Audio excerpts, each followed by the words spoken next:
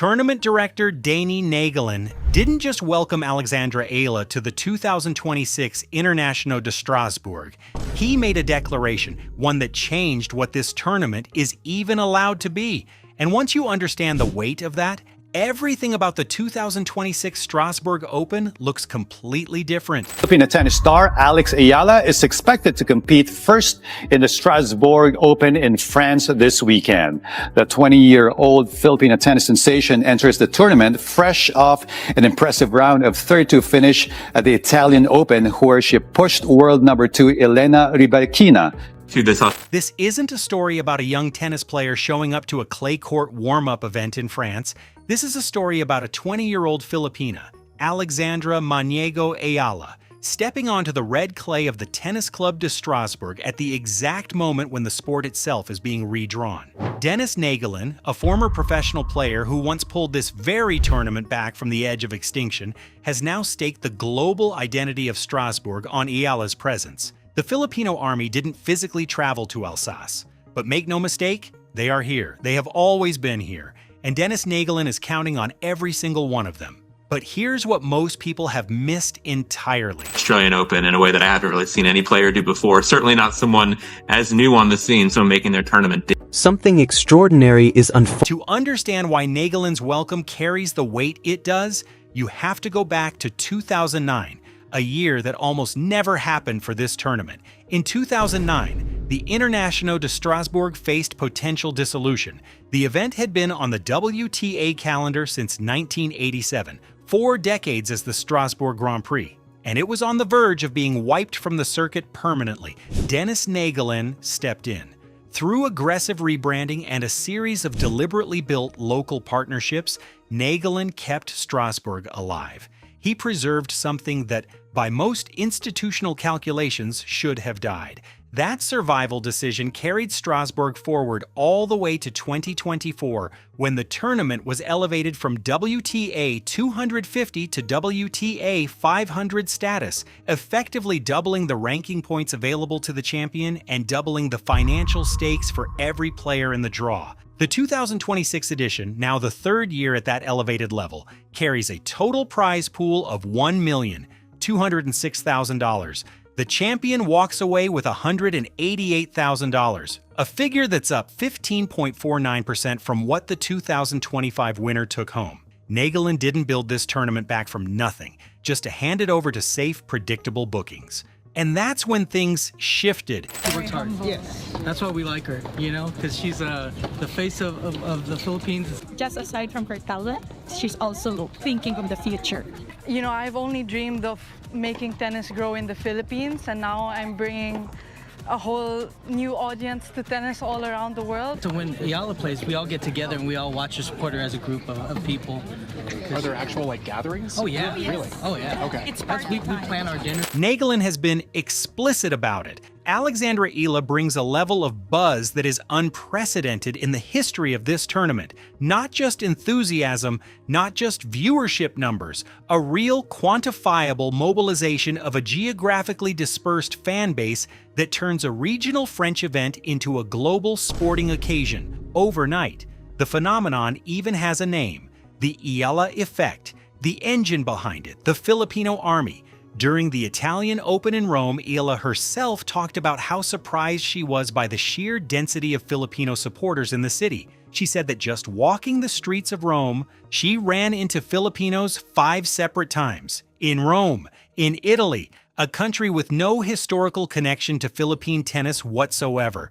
Now consider Strasbourg. Channels like Asalytics and the Alex Eala Report are generating thousands of views specifically dedicated to tracking Eala's journey through the Strasbourg draw.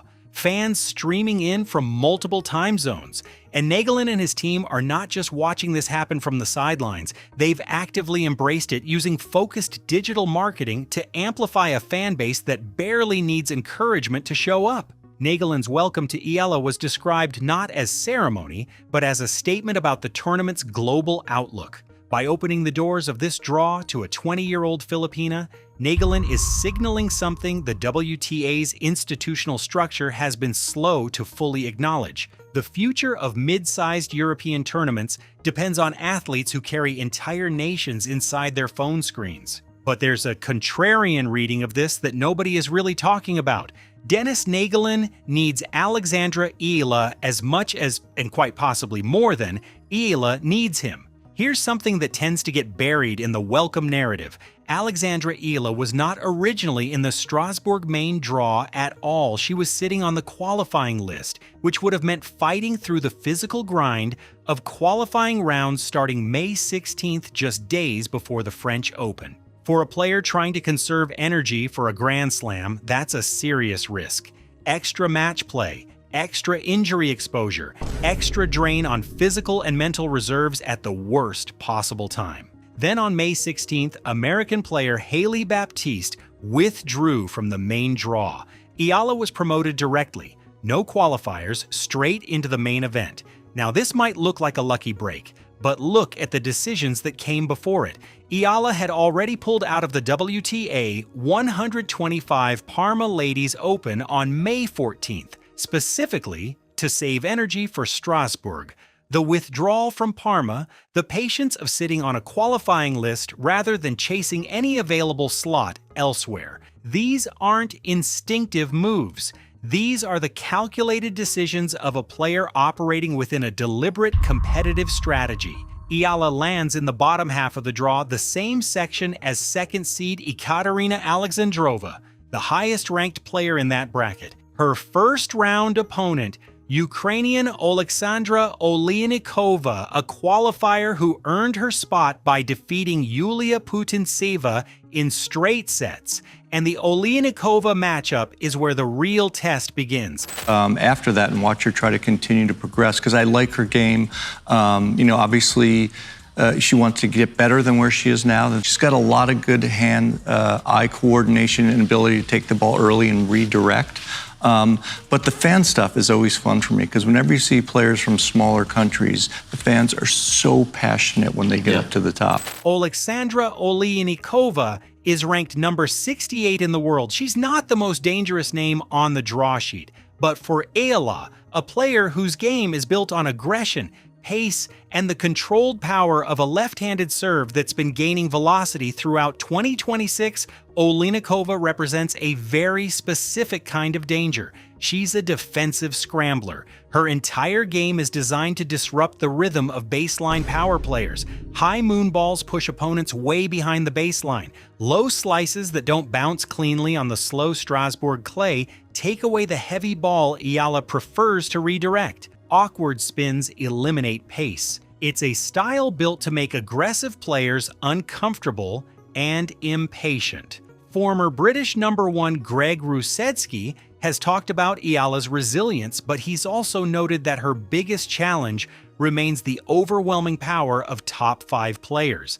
The Oleinikova match flips that entirely. It's not about surviving someone else's power, it's about generating your own winners off a ball that simply refuses to cooperate. The countermeasures Eala has developed at the Rafael Nadal Academy in Mallorca are built for exactly this: a left-handed serve that can win points short before Oleinikova even gets into a rally, a 1.75-meter frame with the reach to handle high-bouncing balls. And Oleinikova's habit of sitting deep behind the baseline opens up the net, an option that's been a genuine part of Eala's development. Eala put it plainly, _____0__, and she's already backed it up. At Madrid, Eala pushed world #1 Iga Świątek to 3 sets, 4-6, 6-4, 6-2. At the Italian Open, Eala defeated Oleinikova and Magdalena Frach before losing a competitive 6-4, 6-3 match to world #2 Elena Rybakina. She's already beaten Oleinikova this season in Rome. But what comes next changes the calculus entirely. On May 23, 2026, the day of the Strasbourg Open Finals, Alexandra Eala turns 21 years old. Let that sit for a moment. This isn't manufactured sentiment. It's a fact built into the tournament calendar. If Eala reaches the final of the International de Strasbourg, she will play for a $188,135 champions check and 500 ranking points on the morning of her 21st birthday. Denis Naegelen knows this. The entire Eala Effect narrative, the historic Filipina, the global fanbase, the digital mobilization, lands on May 23rd with a symmetry that no marketing team could have scripted. Either Eala is celebrating a birthday title in Strasbourg, or she's heading to Paris, to Roland Garros, carrying whatever ranking Strasbourg has built for her. And that's where the biggest reveal in this story becomes clear. Gracious to all her fans. She spends time with her fans, signs the autographs, takes the photos, and really just shows the Filipino community that it is all about the Philippines. And I still carry that flag with me no matter where I go across the world. And such a young woman at that has that wisdom of just what it means to play for her country. Only 20 years old, such maturity, already a hero to her entire nation. I mean, it's basically Manny Pacquiao and Alex Eala, right? I mean, that's it. Here's what the warm welcome and the Eala Effect narrative doesn't fully capture. Eala entered Strasbourg ranked number 38 in the world. Grand Slam seeding at Roland Garros is reserved for the top 32 players on the entry list. She's sitting 6 spots outside that line. The Roland Garros seedings were set based on WTA rankings as of Monday, May 18th. The exact day Strasbourg's main draw matches began. The points Eala earns in Strasbourg, every point from her first-round match against Oleinikova, every point from a potential quarterfinal against Ekaterina Alexandrova, don't count toward her immediate French Open seeding. The Strasbourg tournament finishes May 23rd. The Roland Garros draw was already locked. So why is Eala here at all? Because seeding isn't the only math that matters. To pick up a seeded position at Roland Garros without a ranking move, Eala needed at least 6 players ranked above her to withdraw before the draw was made. Amanda Anisimova and Victoria Mboko, both dealing with recent health challenges, were identified as potential withdrawals. Emma Navarro's performance at the WTA 125K Trophée Clarence in Paris added further uncertainty to the rankings picture before the May 18th cutoff. But Strasbourg was always about more than Paris. A deep run earns 500 ranking points toward Wimbledon seeding. It locks Eala inside the top 40, protecting her automatic entry into future WTA 1000 events. And it adds to a career prize money total that had already reached $1,882,099 as of May 4th, 2026. Alexandra Eala didn't come to Strasbourg to be welcomed. She came to build the career that exists after the welcome is over. She said it herself. __quote _1 Denis Naegelen saved this tournament in 2009 when it had no real reason to survive. Alexandra Eala is 20 years old, has earned nearly $2 million in career prize money, has pushed the world #1 to 3 sets on clay, and is about to face the same player she already defeated in Rome, on the same slow red clay, in front of a global fan base that doesn't sleep when Eala plays. The Eala Effect has already guaranteed that the 2026 Strasbourg Open will be remembered. The channels are running. The Filipino army is watching. Denis Naegelen is watching. There's only one question nobody can answer yet. When the red clay of the Tennis Club de Strasbourg settles after the final ball is struck on May 23rd, on Alexandra Eala's 21st birthday, will the welcome Naegelen extended be remembered as the beginning of a champion, or simply the overture to something even larger waiting in Paris?